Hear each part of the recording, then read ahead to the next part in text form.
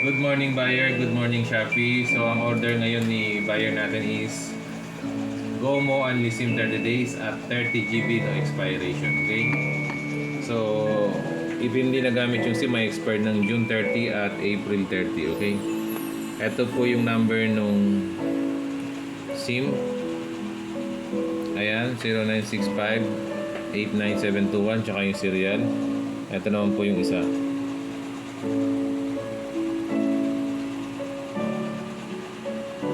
Okay, bubuksan ngayon natin. I-check natin yung loob nung 30 GB na expiration. So, double check natin, tapos i-receive na lang ulit natin. No?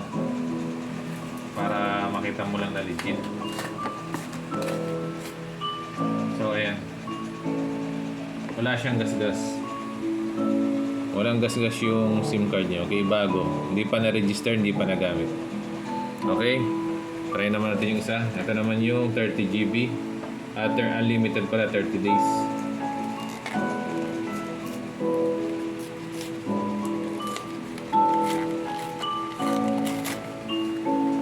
So, ganun din siya.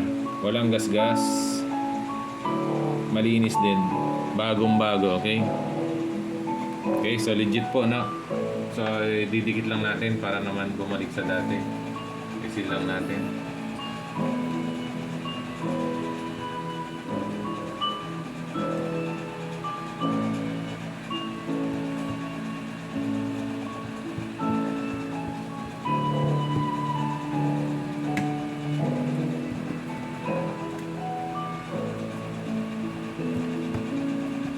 Okay, so ibabalot na po namin to.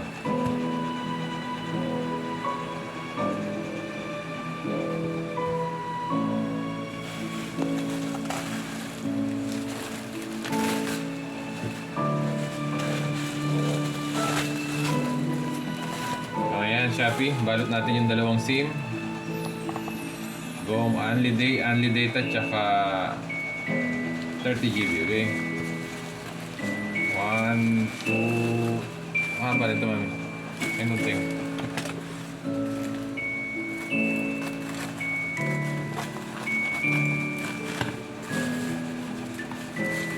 One, two, three, four. 4 layers of bubble wrap. Tatayong tape. Tape natin. Tape natin. Okay. Natin. Ipa na lang, okay?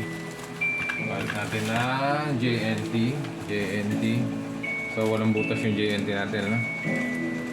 Walang wakwak sa gilid. Ayan, tingnan natin. Tupiin natin sa dalawa. Seal natin. Okay. Lagyan natin ng fragile.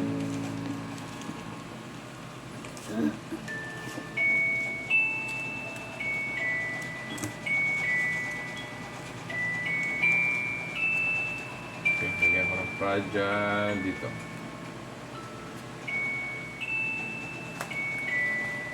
Tapos lagyan natin ng pangalan dito. Ito ay